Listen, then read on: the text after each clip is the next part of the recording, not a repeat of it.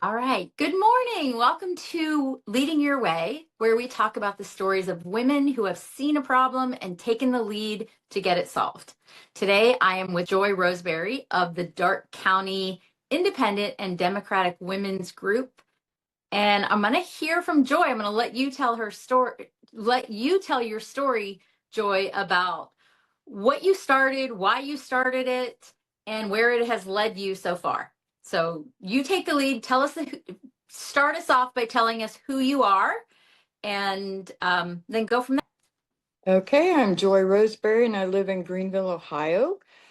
Um, 3 years ago, it's only been 3 years ago, I can't believe this, but I sat with a group of women at a Democratic event, and the only reason we ended up there was because it was featuring women.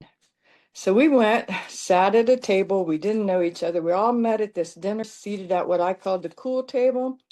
And within 2 months, we had gotten together to form a group because we thought it's time.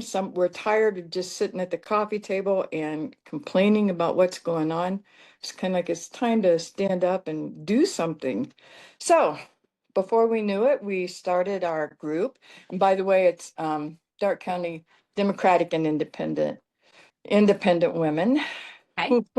We gosh, this was early May when we first met, and we had our first public meeting in mid-May. That's how fast we moved and how eager the core group of women were to get this going. We we put a nice article in our local newspaper that we were starting this group and it was time for women to get together. We had programs made, and the other woman, Jenny Clark, who was really instrumental in working with me and getting this together, was was at the printers doing the programs. Because how many should I get, Joy? Like 100? I'm like, oh my God, no. Do No. 30 and we'll hide half of those. So if anybody does come, we won't have this enormous amount of programs laying around. Well, when we opened our doors that night, it was like the field of dreams. You build it and they'll come. We had over 40 women show up to that very first meeting, just eager. The evening was just fantastic, full of great conversation. To be in a room in a little red county like Darke County, to be in a room with so many like-minded women, all that energy was just, I get goosebumps still thinking about it. But Wow. yeah. So we were really lucky in a way because that was the year that issue one was on everybody's minds here in Ohio. So we were able to jump on that. We got organized, we got signs, we got postcards out. And well, the end of our first year was fantastic. What else do you want to know? Going Let, into our so let, let me stop you there for just a okay, second, because you said you were at a Democratic event. right. So an event for women Democrats, but you were not a Democrat. Is that Well, true? yeah. Okay. I let's just say I never had a membership. I Okay. never attended a meeting, but I'm sure I used to work for the local newspaper, and when Barack Obama was running, I did a lot of articles in favor of him. So everybody knew where I stood on Okay. things, I suppose. And let me back this up a little bit more because this actually started with me, the local chair of our Democratic Party, when Nan Whaley was running for governor a few years ago. He texted me and said, Fran Strickland was putting together a team and she wanted somebody from each county to be part of this leadership team to be on Nan's campaign, and wondered if I was interested in doing it. And I'm like, sure, because that's when I was starting to think, you got to do something. You can't Yeah. just sit around and bitch about it. Mm-hmm. So I got on there and I had to laugh because to this day, I don't know why he chose me because I figured all the other Democratic women probably turned him down. So there I was, a real rookie on Zoom once a month with all these women throughout the state who knew what was happening. So that was a great learning experience for me. So tuck that in my back pocket for, when you need it. Mm-hmm. But yes, I wasn't a Democrat. And it wasn't until, well, I was always Democrat thinking and leaning, but never card carrying. Let's put it that way. Never Yes. attended a meeting, okay?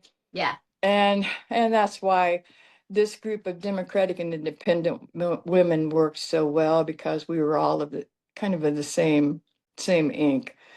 Um, our second year was great. We had a great lineup of speakers, and during that time, the local chair and vice chair resigned.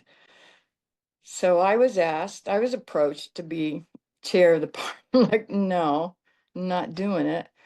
I love what I'm doing with the women. That's like my passion, love it. But they had to have a man and a woman in the top two positions. And I said, okay, I'll do vice chair. Not much to do there, I would suppose. So that's what I did for a year or so. And then a few months ago, the chair resigned. So then I had to step up as chair of the party. So here I am from, you know, 4 years ago, sitting in the coffee shop, bitching about everything that's going on. And now I'm in a position to put things where they need to be. No, that doesn't sound right. It To take it to the next level, let's just say that, and maybe get more Okay. people involved. Okay. Yeah. So one of the things that I love to do is bring people together, connect people that way. And you've done a really good job of just starting and helping it grow. So how do you think, number one, how do you think you got 40 people to your first meeting when you were only expecting 10. a handful, right? And then what do you think attributes the growth to where you are now? How many do you have right now? Well, we don't really have memberships or so forth, but we meet once a month and we usually have 25 to 45 people there. I'm going to use the rallies that were going on this year as a really good example, because we did hop in on that in February through 5051 and started hosting the rallies here in Greenville. Our very first rally was in February of last year, 16 degrees, and maybe 15 to 20 people showed up. And each month more would show up. And by the No Kings here, this last one we had, I believe it was June, there were over 170 people there. And it was just like, Andrea, you know what? If you open a door, people people will come in. People are always waiting for that particular door to open, no matter what they're looking for. And so, Community. yeah, the community. So, not to interrupt, but tell me about Dark County. Tell me what it looks like for you, because I know that a lot of women that follow me, I live in a rural area, and I know that there are a lot of women who are afraid to give their opinion because they live in an area where it's very red. So tell me about Dark County and how you overcome that. Well, slowly, one step at a time. Oh, let me see.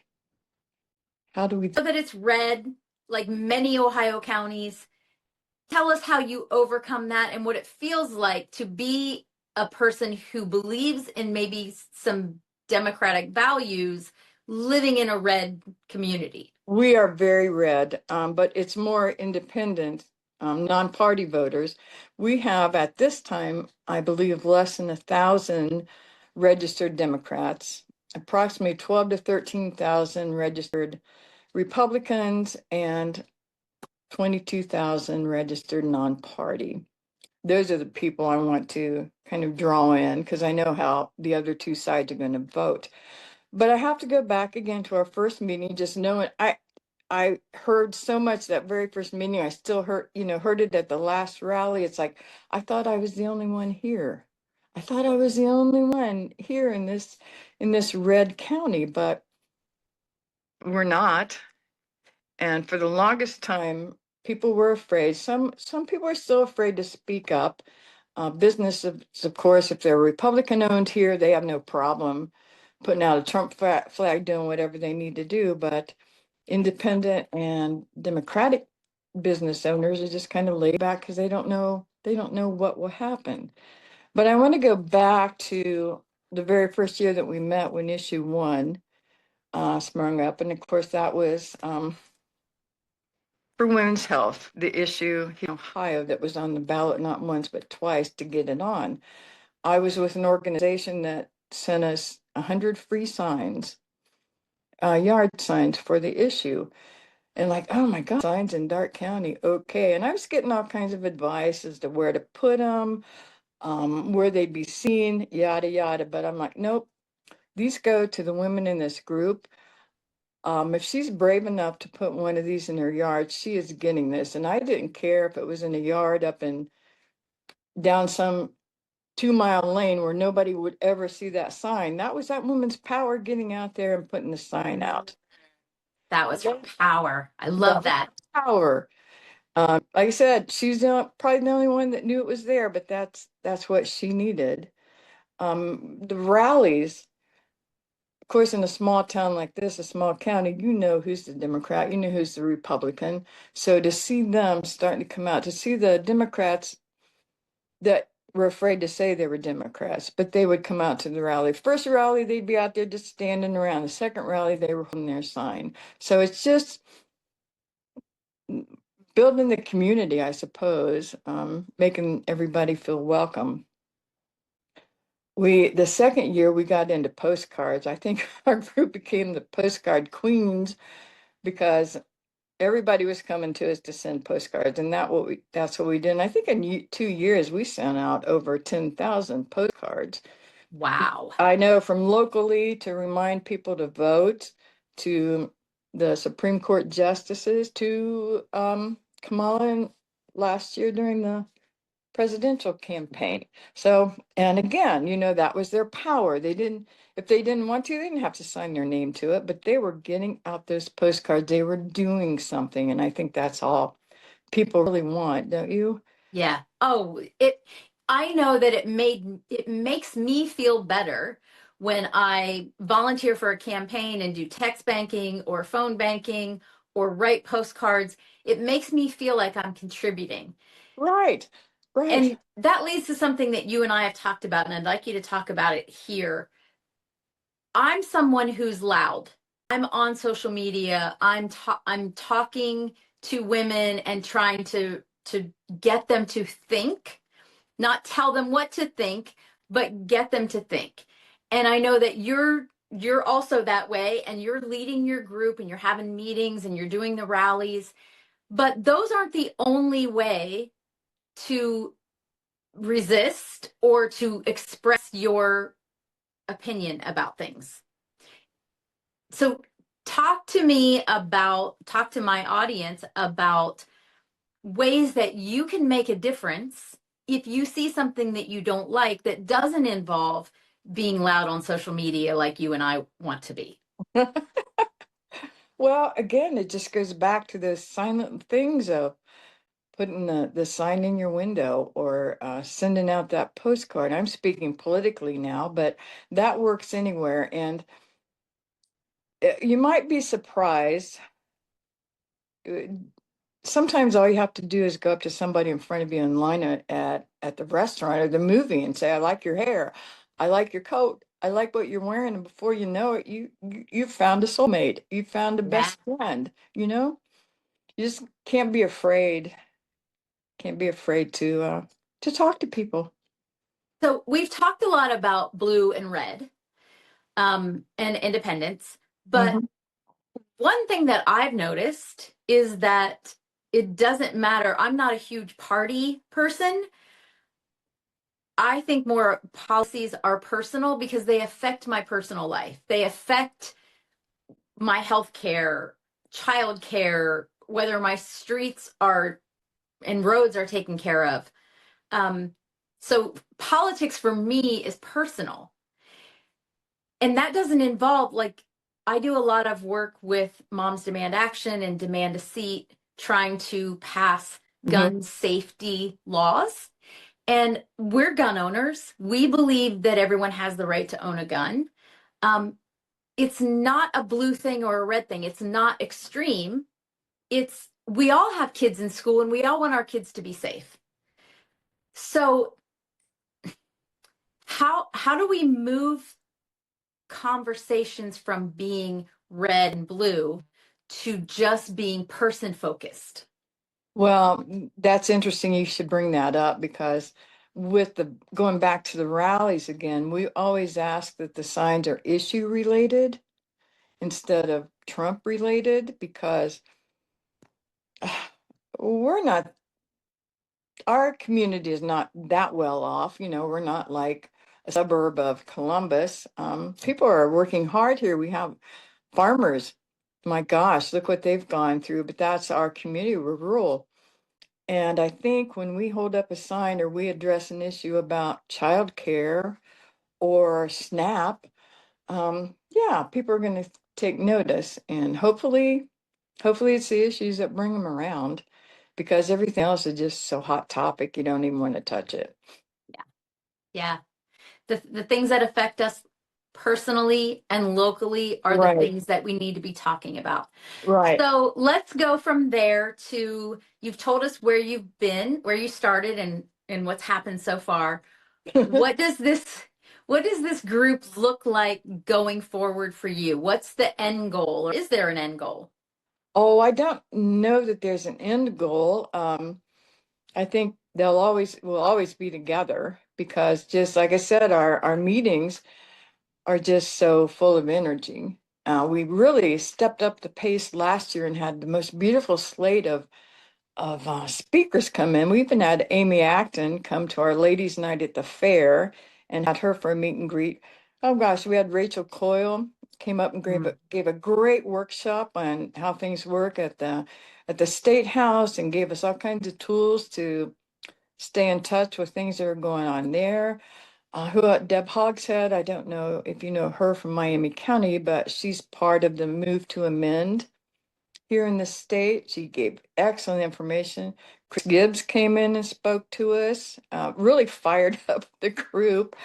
Adam Miller, I don't know if you're aware of him. He's running for District 15 to go to Congress. He came in and spoke, and it's just the reputation of the women's group is getting bigger and better. So, but Mhm.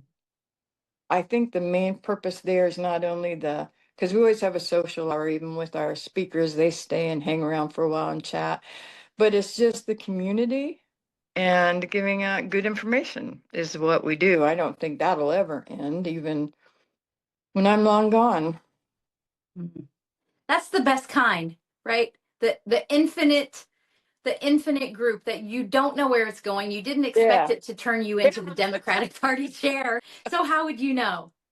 I know. Well, I have to laugh because the name of our group is so long. But I said we never thought we would get to where we are now. We thought we'd always be a group of women, even with an official name, sitting around at the coffee shop, doing things. But it was just something that was needed. And I have found out along the way, not only talking to the person in front of you online, but there are just people are gold mines. And if you just ask, they're willing to do anything for you. And I've been really, really lucky. I've just been surrounded by the most beautiful women. And I hate to just leave it there because now the group, although it's the women's group, we have men all the time coming in and volunteering to do work for us too. Mhm. And we also have community projects that we're very proud of. And one I want to talk about. Well, first of all, we always give to the local food bank. We also collect and give clean outfits and underwear for the local Head Start place, just in case, those kids have Sure. accidents and parents don't always pack things. But one of our members, Stacy DeCamp, last year got kind of hooked on period packs. And what those are, we do this. Period packs is just kind of what they sound like. We pack a bag with sanitary products for girls. And right now we're putting them in the schools and the junior highs. So they always have an emergency bag to take home for a long weekend or during spring break, summer break. And like I said, we're doing the junior high girls because they don't have a car, they don't have a job, And a lot of times these kids don't have parents that are buying these things for them. And Mm, that's been one of our best things yet. wow. Mm. You're inspiring. You always, Oh, whenever we have a conversation, you always give me great ideas of ways that I can help my community as well. So thank you for that. And thank you for going out into your community and not just fighting for politics, for policy in politics, but for making a difference in so many other ways. oh gosh. Thanks, Andrea. Yeah, it's inspiring, and I appreciate seeing what you do and sharing your story with other people because this can be a ripple effect. Let's hope so. When people listen to our conversations and what you're doing in your community, a lot of times we see the obstacle, right? Instead of seeing Right. what we want, we see the thing that's standing in our way. And you went around that and look how it's grown. So Yeah. congratulations for that. Oh, thank you so That's much. pretty cool. Thank you. All right. Anything you want to share, how to contact you, how to join your group if you're local to Darke County? What do you want? Well, we have a Facebook page. You can sure jump on there, and it's the long name of our group, Darke County Democratic and Independent Women's Group. We don't have a website just yet. And like I said, we don't really take memberships. We welcome anybody that'll come into a meeting and bring a snack. Okay. You can message me I'm on Facebook. You can hop on there, message me through there. And I'd love to help. I know um, you're, I hope you're putting together your group up there and finding which way you need to do. You got to know the territory. Yes. Yeah. We had our first meeting last week. There were a couple of us that protested, not, I guess, 2 weeks ago. Yeah. And then we met after. So we're getting there. We're getting a start. And we're talking about, my theory is always each one reach one, which is, Oh, we that's have ooh. we have I'll three write that people there. down. Yeah. If you have three people there and each person brings one person with them next time, now you have six. And you Right. can grow exponentially by doing that. So we'll see. Yeah, I like that. Three people getting together and even just having a conversation about what's next is better than none. Right. Yeah. Exactly. And if we start small, baby steps, right? Exactly. Yeah. I mean, who knew I'd be where I am right now? That is the truth. All Having right. an Well, interview thank you with so you. much for Thank being you. here. And I will put your a link to your Facebook page in the comments so that if people are watching this on YouTube, they can click there and start following your mission. Okay. Thank you so much. Thank you. Have a good day. You too, Andrea. Bye-bye. Okay. How was it? Great. I loved it. It was perfect. Thank you. Now, where can we